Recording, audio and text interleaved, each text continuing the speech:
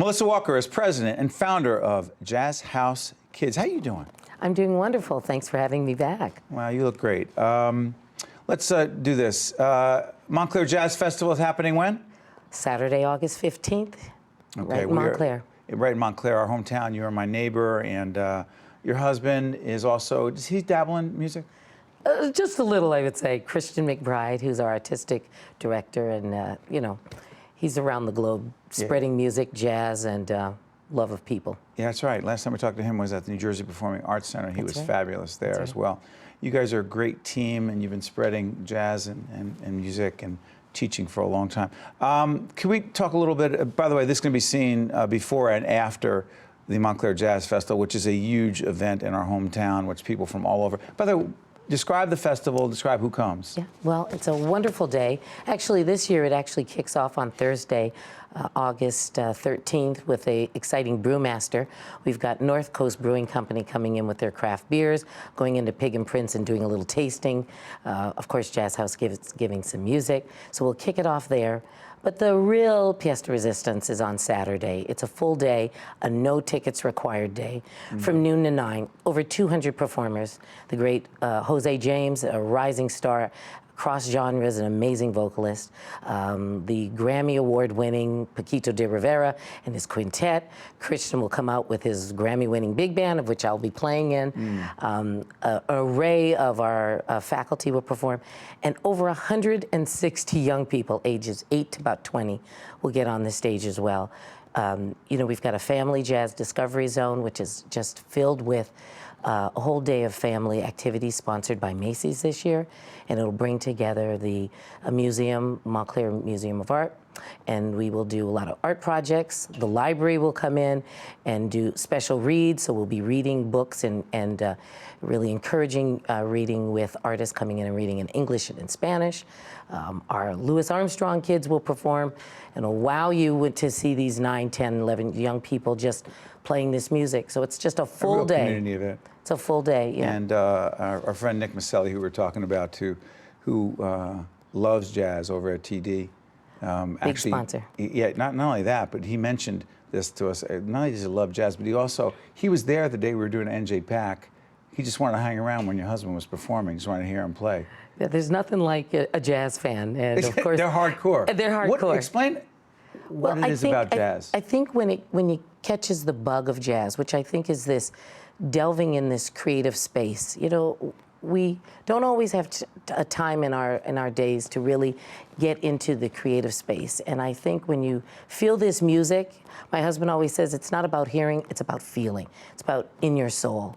And it's America's music and story. And so I think there are so many people around the globe where it tells their story and it catches them and it grabs their attention, it grabs their heart and soul.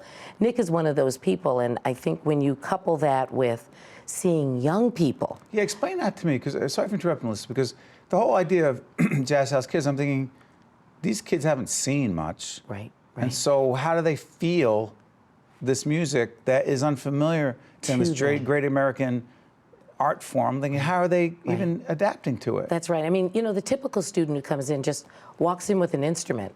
Their parent loves jazz. They have some after-school time that they want them to, you know, be busy. They realize that, you know, getting involved in the arts helps them in the future. But, you know, they just walk in. They don't know what they're in for. But in this culture of success, this culture with these professional musicians who've made it their lifeblood, who have brought communities together, who've seen the best of themselves, who've gotten in front of, like at the festival, 5,000 people and tested themselves. You know, to listen to this music and to sit next to somebody taking this incredible solo, it is electrifying. And we have seen student after student kind of come in like this, Steve, you know, just say, okay, here I am, and walk out and say, I'm going to Oberlin and I'm going to continue to study. I'm going to Juilliard, I'm going to Columbia, I'm going to Montclair State University, I'm going to Ohio State. Music is a part of my life, and they're leaders. You know, they come in as kids and they walk out as leaders who have kind of ignited their passion about learning. That's why I do it. Is that what Jazz House Kids is really all about? Yeah, at the end of the day, you know, I'm interested, Christian, our whole team, creating community leaders and global citizens. Is that it? That's it. Because we're obsessed about leadership, hopefully in a good way. I ask people about the greatest leadership lesson they learn very often. And you're sitting there saying, is it less about the music and more about leadership? Absolutely. Jazz is just the tool in the vehicle. I mean, I love jazz. I love what it has done for my life. It brought me to sit before you. 2 weeks ago, it brought us to Peru with 13 students who played for the U.S. Embassy and hundreds, if not thousands of people. But what does that have to do with leadership? Well, it makes you a better citizen. You are a part of something. You are not here to be an island unto yourself.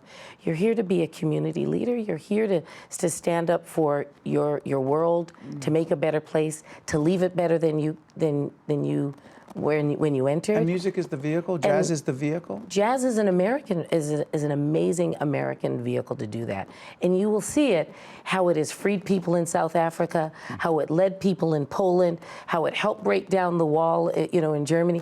If you go around the globe as I have, you see how jazz inspired people to rise up against tremendous odds and say, "We're here.